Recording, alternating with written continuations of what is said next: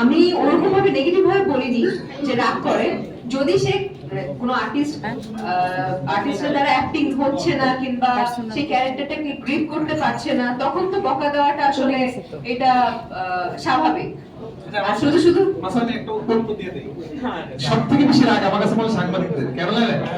একটু যদি ক্যামেরার সামনে ওঠে, এই ক্যামেরা, এখন আপনারা যা করে, তাহলে চিন্তা করেন আমি কিন্তু যখন শুটিং করি সেম আপনাদের মতো অবস্থা হয়। ক্যামেরার সামনে মনিটরের সামনে বসে থাকি, সামনে গিয়ে আসলে চিল্লাচিল্লি করি, ঠিক মতো না হলে হয়তো রাগ করি।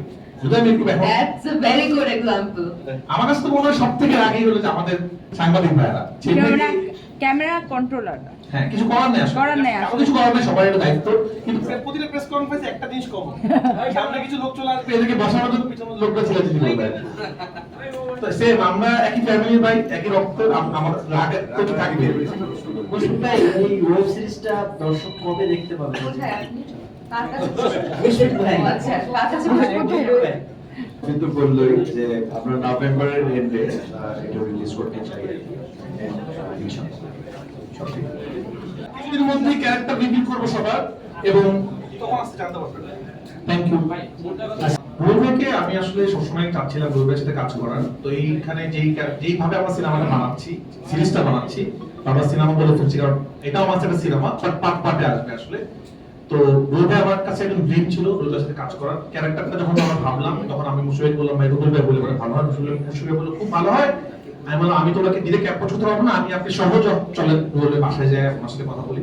ভাইয়ের অনেক ধন্যবাদ, আমরা দুজনই ভাইয়ের সাথে যাই। তো যাওয়ার পর ভাইকে আমরা অ্যাপ্রোচ করি, ভাইয়া হয়ে যায়। এটা ক্যারেক্টারটা বেশি বললে আসলে গল্প রিভিল করতে হবে। আর সুমন আনোয়ার ভাই আমার খুব পছন্দের একজন পরিচালক, এবং সালাউদ্দিন আবলু তো সুপারস্টার পরিচালক একসময়। আমি আসলে ডিরেক্টরদের সাথে কাজ করে এনজয় করি, যারা ভালো অভিনয় জানে, আর একটা টেকনিকও ফলো করি আসলে। ওনাদের মতো বড় বড় ভালো ভালো ডিরেক্টরের কাছ থেকে আমরা শিখতে পারি অনেক কিছু।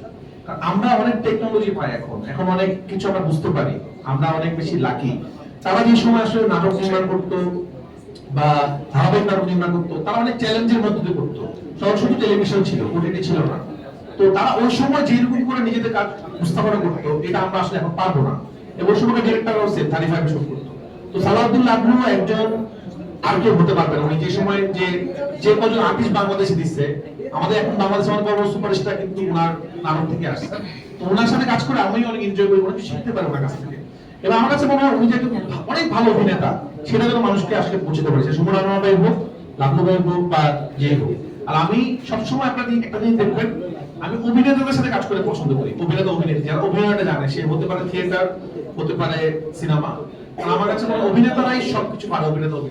Thank you.